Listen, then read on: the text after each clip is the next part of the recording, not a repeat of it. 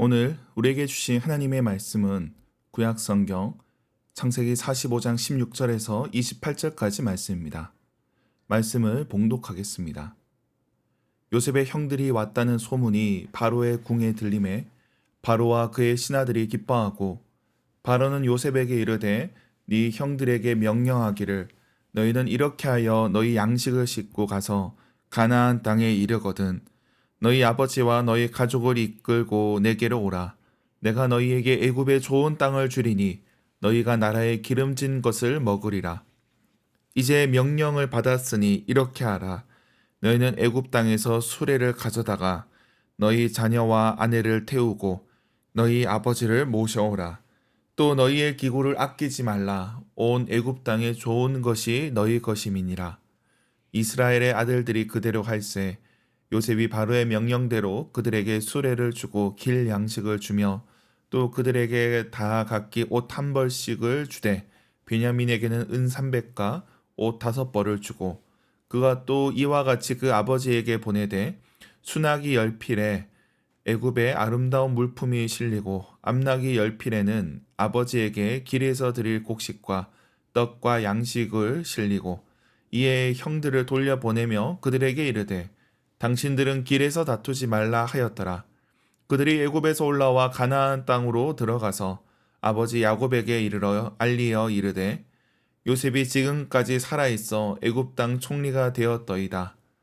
야곱이 그들의 말을 믿지 못하여 어리둥절하다가 그들이 또 요셉이 자기들에게 부탁한 모든 말로 그에게 말하매 그들이 아버지 야곱은 요셉이 자기를 태우려고 보낸 수레를 보고서야 기운이 소생한지라. 이스라엘이 이르되 조카도다.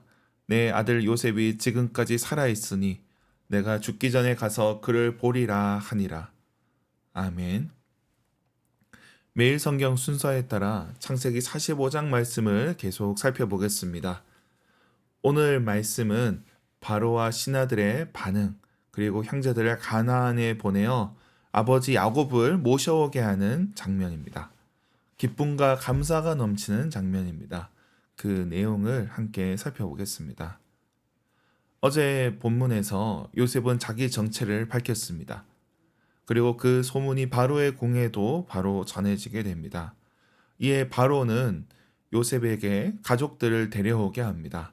극진한 대우를 하여 데려오게 합니다. 거기에 요셉도 선물을 주어 형들을 보내게 됩니다. 많은 선물을 들려 아버지 야곱에게 보냅니다. 야곱이 이 소식을 처음 들을 때는 믿지 못하였으나 그들이 받아온 선물과 수레, 또 그들이 전하는 말을 듣고 믿게 됩니다. 그런 가운데 야곱이 그 선물에 기뻐한 것은 아닐 겁니다.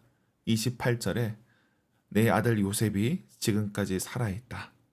여기에 큰 기쁨이 있습니다. 아들을 다시 찾은 기쁨에 그는 애굽에 내려가기로 작정합니다. 그렇게 오늘 본문이 마무리되고 있습니다. 오늘 본문에서 요셉은 많은 선물을 들려보냅니다. 물론 그 선물들은 결국 애굽으로 다시 갖고 와야 하지만 그러나 그런 선물이 없다면 야곱이 믿기 어려웠을 겁니다. 그뿐만 아니라 형들을 돌려보내면서도 그들에게 다투지 말라 합니다. 이 부분을 눈여겨봐야 합니다. 앞서 요셉이 정체를 드러냈을 때는 다들 놀랐을 것입니다. 그리고 함께 울며 기뻐했을 것입니다. 그러나 시간이 조금 더 지났을 때는 그 기쁨은 사라지고 이런저런 생각이 많아지게 될 겁니다. 요셉이 살아있다는 걸 아버지에게 전해야 합니다. 가서 아버지에게 속였던 것을 해명해야 합니다.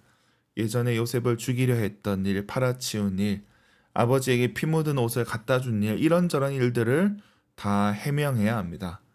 물론 그들이 저지른 죄이고 또 그들이 감당해야 할 일입니다.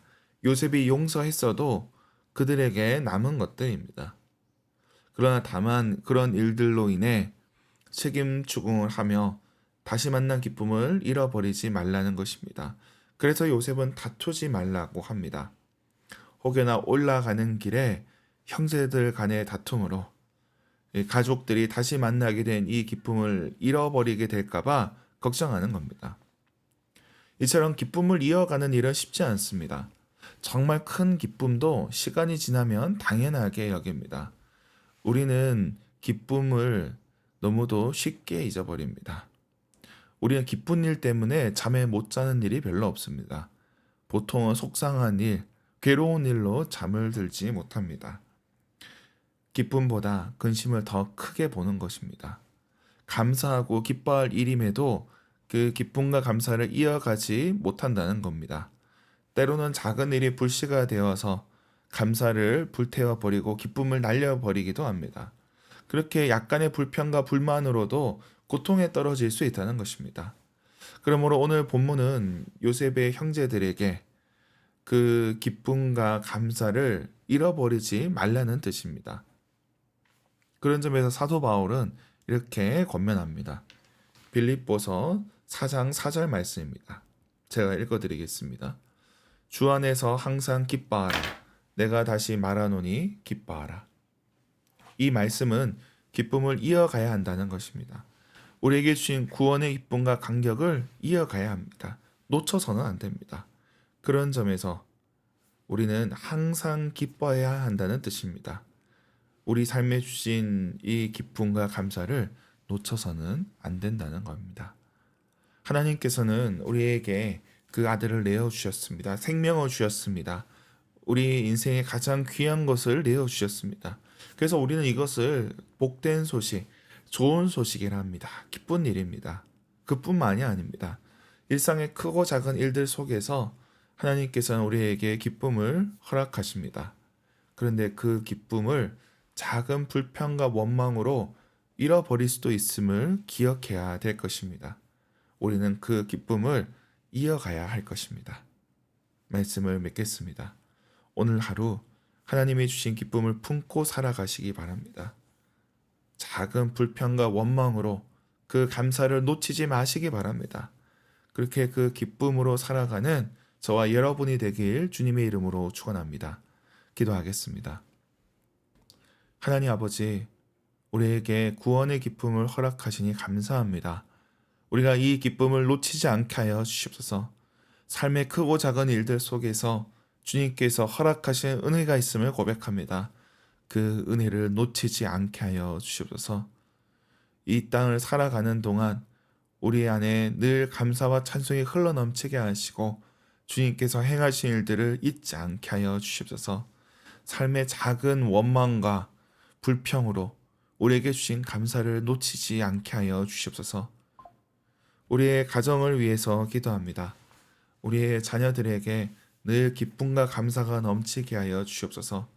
그들의 삶 속에 여러 어려움이 있다 할지라도 주님께서 저들에게 감사 찬양을 허락하여 주시고 늘 주님을 높이는 자들 되게 하여 주시옵소서. 하나님께서 저들의 삶 가운데 함께 하여 주시옵소서. 또한 연약한 지체들 위해 기도합니다.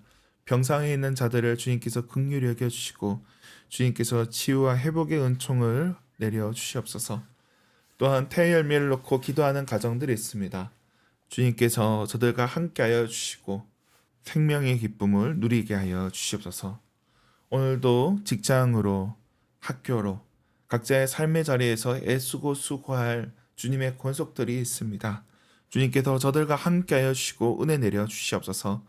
오늘 하루 모든 일들 속에서 주님의 도우심을 경험하게 하옵소서. 감사드리며 예수님의 이름으로 기도드립니다. 아멘.